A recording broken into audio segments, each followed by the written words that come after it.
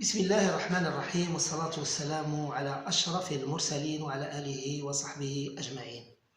سلطنة عمان بلد عربي بعيد كل البعد عن المغرب جغرافيا، فإذا كان المغرب في أقصى الغرب بالنسبة للعالم العربي، فسلطنة عمان في أقصى الشرق لهذا العالم.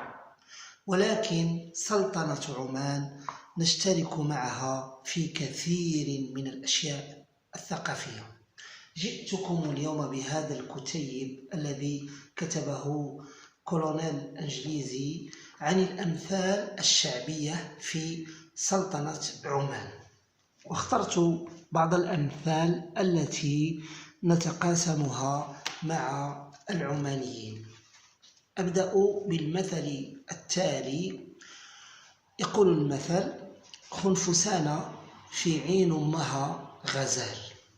وإحنا نقول كل خنفوس عند أمه غزال.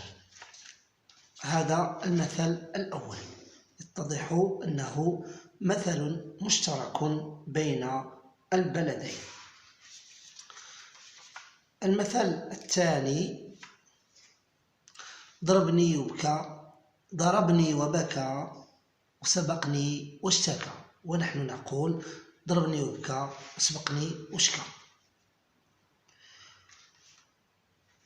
المثل الثالث: كف واحد لا تصفق، يعني يد وحدة ما تصفق.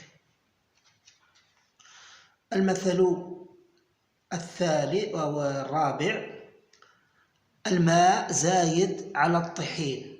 احنا نقولوا زيد الماء زيد الدقيق.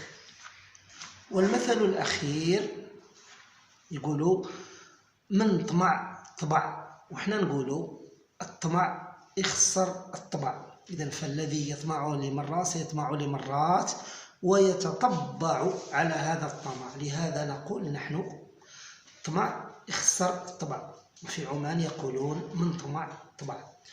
هذه شذرات من ما يجمعنا مع إخواننا في الوطن العربي رغم حقد الحاقدين وكيد الكائدين. شكرا على إصغائكم وعلى دعمكم، على تعليقاتكم، على اشتراكاتكم. شكرا على نصائحكم الغالية. إلى لقاء قادم بحول الله.